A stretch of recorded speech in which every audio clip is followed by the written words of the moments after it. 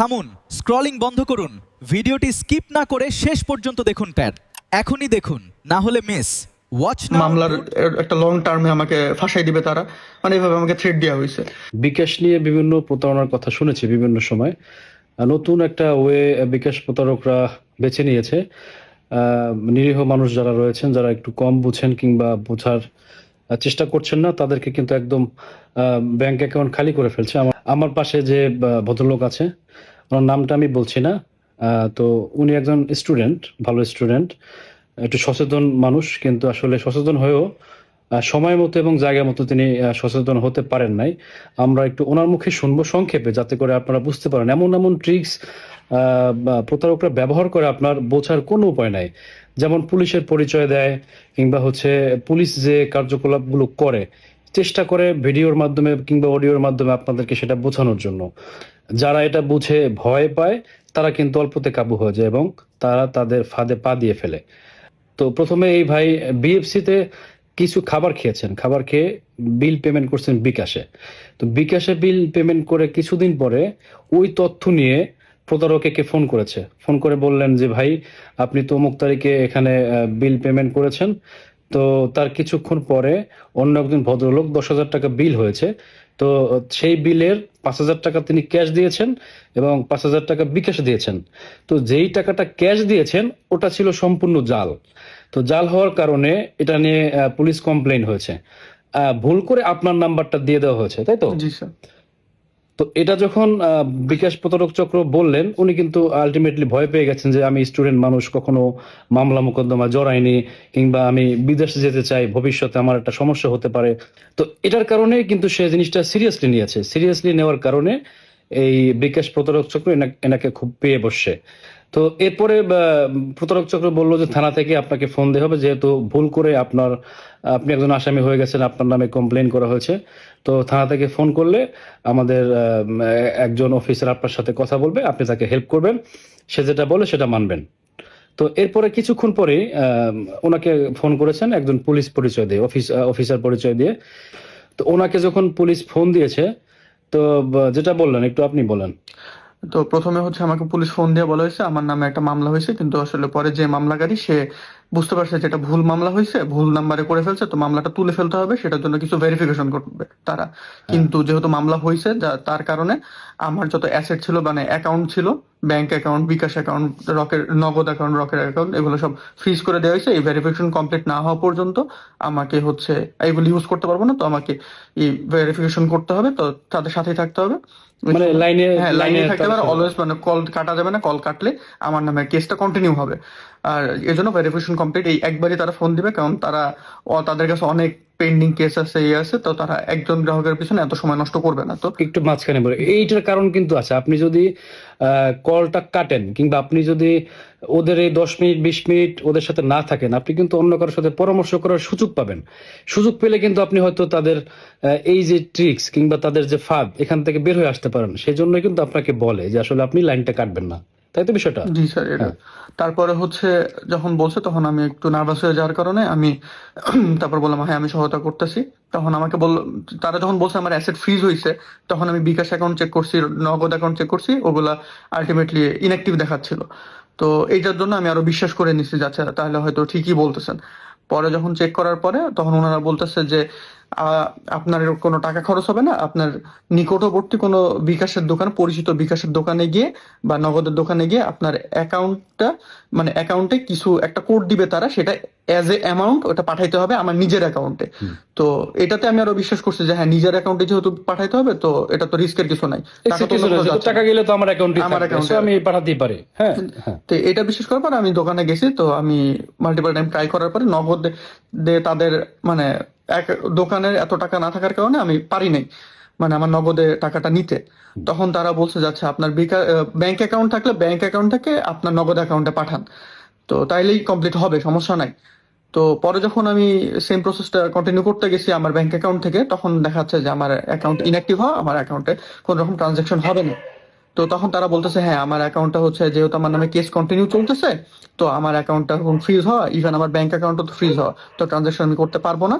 তো তারা আমাকে একটা এই সেম প্রসেসটা ফলো করতে বলছে, কিন্তু আমাকে একটা দিচ্ছে, মানে ব্যাংক অ্যাকাউন্ট নাম্বার দিছে, যেটাতে হচ্ছে আমি আহ, ওই সেম প্রসেসটা ফলো করে আমি ওই অ্যামাউন্টের জায়গাতে ওই কোডটা দিব, তারা যে কোডটা দিতে বলবে তো সেটা দিব, দিলে আর কি টাকা কাটবে না, কিন্তু ভেরিফিকেশন কমপ্লিট হবে অ্যাকাউন্টে। এই কোডটা কিন্তু বেসিক্যালি হচ্ছে একটা বড় ধরনের কোড দেয়, 5 সংখ্যা। মানে হচ্ছে আপনি যেমন ধরেন 99,053, তার মানে 99,000 সর্বোচ্চ একটা কোড, মানে 5-10 হাজার না, প্রায় লাখের কাছাকাছি। এটা কিন্তু 5 সংখ্যায় থাকে জি, নর্মালি পাঁচ কোডটা। সংখ্যা বিকাশের আর পাঁচ এই সংখ্যা। অ্যামাউন্টও দিলে কিন্তু বেসিক্যালি ওদের উদ্দেশ্য তো হচ্ছে টাকা নেওয়া, সো এই জন্য একটা ট্রিক্স আর কি। হ্যাঁ।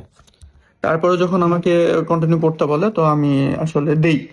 আমি আসলে ওইভাবে দেওয়ার পরে তারা একটা আমাকে অ্যাকাউন্ট নাম্বার দেয়, মিডল্যান্ড ব্যাংকের অ্যাকাউন্ট নাম্বার দেয়। তারপরে আমাকে রাউটিং নাম্বার টাম্বার সবই দেয় হোয়াটসঅ্যাপে। তো দেওয়ার পরে আমি হচ্ছে ওখানে দেওয়ার পরে আমার প্রথমে আমার অ্যাকাউন্টে দেখাই যে টাকা কাটে নাই, কিন্তু ট্রানজাকশন সাকসেসফুল হয়েছে। এটাতে আমি আরো বিশ্বাস করছি যাচ্ছে ঠিক আছে, হয়তো প্রসিডিউরটা ঠিকই, টাকা যেহেতু কাটে নাই কিন্তু ট্রানজাকশন সাকসেসফুল দেখাইছে, তো আমার অ্যাকাউন্টটা কন্টিনিউ হয়েছে।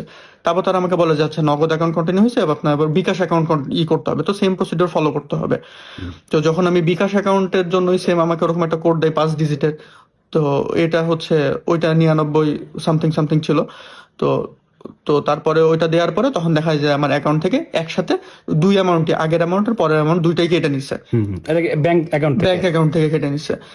তো যেহেতু আমি অন্য ব্যাংক ইউজ করতেছিলাম, অন্য ব্যাংকের অ্যাকাউন্ট, তো আমার আরেকটা ব্যাংকের অ্যাকাউন্ট ছিল, বলছে সেটা কন্টিনিউ করতে হলে সেম প্রসেস করবে। তো টাকা যখন কাটছে আমি তাদেরকে কোশ্চেন করছি যে কেন টাকা কাটছে, আপনার তো টাকা কাটার কথা ছিল না, ইভেন প্রথমবারও টাকা কাটে নাই, তাহলে এখন কেন কাটছে?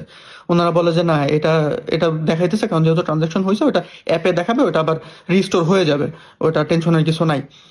তো যেহেতু প্রথমবার কাটিনি আমি ওই জন্য বিশ্বাস করছি যে আচ্ছা ঠিক আছে, হয়তো মানে ট্রানজাকশন যেহেতু করছি হয়তো এভাবে কাটছে, তো আবার চলে আসবে।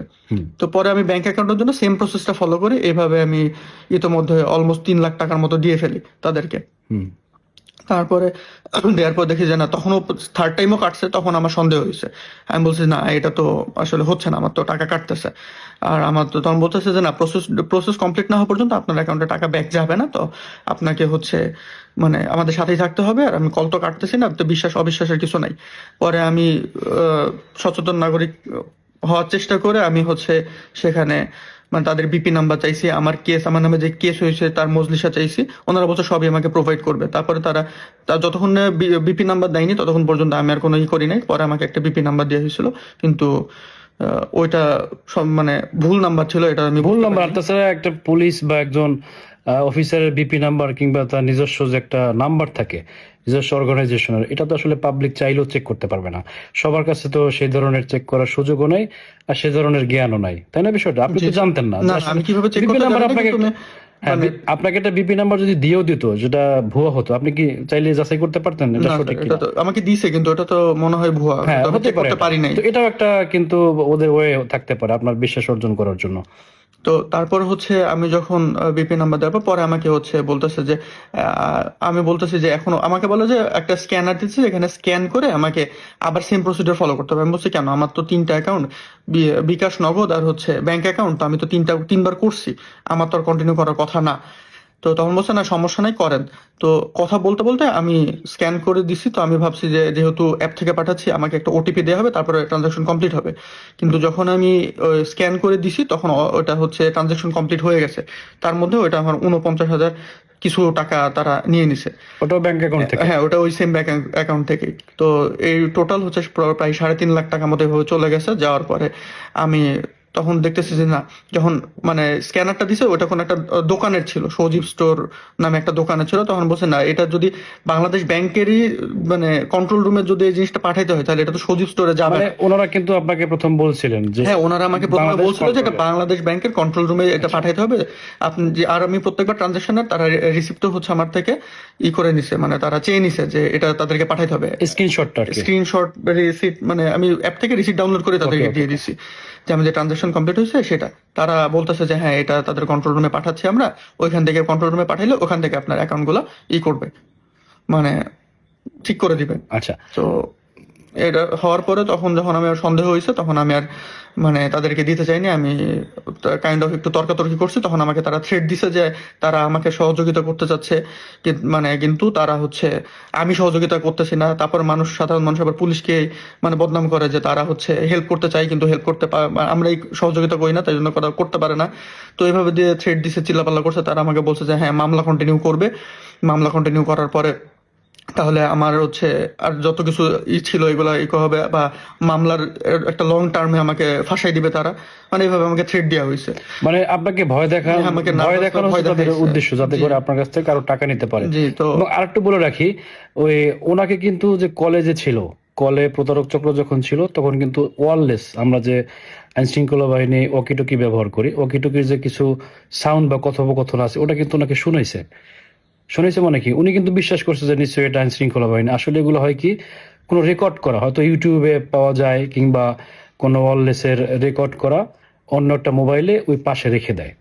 আপনার সাথে যখন কথা বলবে আপনি তো মনে করবেন যে এটা অরিজিনাল ওয়াকিটকির, কিন্তু আসলে কিন্তু রেকর্ডেড।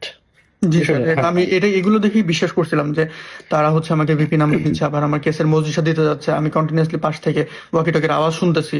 আবার তারা প্রথমে যে প্রসিডিওর বলছে সবগুলাই মিলতেছে, যে আমার অ্যাকাউন্ট ব্লক হওয়া, তারপর হচ্ছে আমার অ্যাকাউন্ট থেকে টাকা কাটবে না। তো এগুলো নিয়ে আমি বিশ্বাস করার পরে পরে যখন আমার সন্দেহ হয়েছে আমি বলছি যে না, এভাবে হইতেছে না। আপনার পরে আবার আমাকে বলে যে একটা রিচার্জ করার মানে মোবাইল রিচার্জে যাওয়ার কথা। তখন আমি বলছি না, এই আমার অ্যাকাউন্ট তিনটা, আমি 3বার ফলো করার পরে আমাকে কেন এগুলো বলা হচ্ছে। তো পরে যখন আমি সন্দেহ করে আমি বলছি যে আচ্ছা ঠিক আছে, আমি 999-এ ফোন দিব। ওনারা বলে যে হ্যাঁ আমাদের কাছে আসবে, আপনি যাই করেন, কিন্তু আপনি বেশি বাড়াবাড়ি করতেছেন, আপনার কিন্তু করবো। পরে যখন আমি হোয়াটসঅ্যাপে তাদের সাথে কথা বলতেছিলাম তখন আমি তাদের বলছি আচ্ছা আপনি আমাকে ভিডিও কল দেন, আপনাকে ডিউটিরত অবস্থায় আমি আপনাকে দেখতে চাই, আচ্ছা, আপনার ইউনিফর্মে আপনাকে দেখতে চাই যে আপনি কোথায় আছেন। তখন আমাকে থ্রেট দিতেছে, হ্যাঁ এটা কেমন কথা বলতেছেন, একটা পুলিশ কেন করবে, মানে আমাকে তবে হ্যাঁ, ভয় এটা দেখাচ্ছে। যদি আপনি প্রথমে করতেন, যখন আপনাকে পুলিশ পরিচয় দিয়েছে, হোয়াটসঅ্যাপে তো কথা জি হয়েছে, স্যার, হোয়াটসঅ্যাপে আপনি কথা বলতেন হয়েছে। যে ঠিক আছে আমি একটু আপনাকে দেখতে চাই, আপনি কোথায় পুলিশ। তো সঠিক পুলিশ হলে সে কিন্তু, যদি সঠিক কেস হয়, সঠিক তথ্য লেনদেনের জন্য আপনার সাথে কথোপকথন সে শুরু করে, সে কিন্তু আমার মনে হয় নির্দ্বিধায় দেখাবে, যেটা আমরা করি, আমিও করি। তো সেক্ষেত্রে যদি এটা আপনি আগে করতেন তাহলে কিন্তু আপনি পরবর্তীতে আমি আমি প্রথমে বলছিলাম যে আমি থানায় এসে কথা বলি। তো মানে থানায় আসতেও চাইছি যে আমি থানায় এসে কথা বলতেছি, কিন্তু তারা থানায় আমাকে বলছে না দরকার নাই, আপনি ফোনে হয়ে গেলে কেন থানায় আসবেন, দরকার নাই। তো আসলে আমি ভয় পেয়ে যাওয়ার কারণে আমি এভাবে করার পরে যখন আমি 999-এ ফোন দিছি, ফোন দেওয়ার পরে তখন ধরে নাই। তারপরে ততক্ষণে ফোনটা তারা কেটে দিছে। হ্যাঁ। ফোনটা কেটে দেওয়ার পর আমি যখন হোয়াটসঅ্যাপে কন্ট্যাক্ট করার চেষ্টা করি, দেখি যে হোয়াটসঅ্যাপে থেকে আমাকে ব্লক করে দেওয়া হয়েছে। আর আমি যেই নাম্বারে প্রথমে ফোনে কথা বলছি বা ম্যানেজারের নাম্বারে, দুইটা থেকে আমাকে কল ম্যানেজার, ফরওয়ার্ড হয়ে যাচ্ছে। ম্যানেজার হচ্ছে ওই যে সাজানো একজন ম্যানেজার, যেটা বললেন যে ভুল করে মামলা হলো, মামলার আসামি হলো কি ওই যে সেই কেএফসি নাকি জি, বিএফসি বিএফসির ম্যানেজার, ব্রাঞ্চে। হ্যাঁ। ম্যানেজারকে তারা আসামি হিসেবে ধরে নিয়ে আসছে, তার মানে আসলে কিছুই না, ওই ম্যানেজার সাজিয়েছে আরেকজন লোক, ওদেরই চক্র, তাই তো বিষয়টা? জি জি, কারণ এটা আপনি আমি রিয়েলাইজ করছি যখন আমাকে বলছে যে আপনারা কি ম্যানেজারের বিরুদ্ধে মানহানি মামলা করতে চান। আমি বলছি যে যেহেতু হেনস্থা হচ্ছে, আমি বলছি হ্যাঁ একটা কমপ্লেন করা উচিত। হ্যাঁ, হ্যাঁ, তো তারা বলছে আচ্ছা ঠিক আছে, কিন্তু আধা ঘন্টা কথা বলার পরে যখন আমাকে বলতেছে হ্যাঁ আপনার কথাতে আমরা ম্যানেজারকে তুলে আনছি, আধা ঘন্টার মধ্যে? তখনই আমার সন্দেহ হয়েছে যে কেমনে হচ্ছে একটা মানুষ মিরপুর 12 থেকে আধা ঘন্টার মধ্যে গুলিস্তানে ওখানে নিয়ে যায় যে। Right, right. তো তখন আমি দেখছি না কোনো কিছু মিলতেছে না। তো তখন আমি 999-এর হেল্প নিছি। তো ততক্ষণে তারা ফোন কেটে নিছে। তো 999-এর প্রসেস আমাকে তারা বোঝানোর পরে আমি আসলে স্যারের কাছে আসছি জিডি করার জন্য, অফিসিয়ালি স্টেপ নেওয়ার জন্য। আচ্ছা, যাক দর্শক, আপনারা যদি ভিডিওটা দেখে থাকেন, আপনারা সম্পূর্ণ ভিডিওটা দেখলে বুঝতে পারবেন যে আসলে কোথায় কোথায় সতর্ক হওয়া উচিত।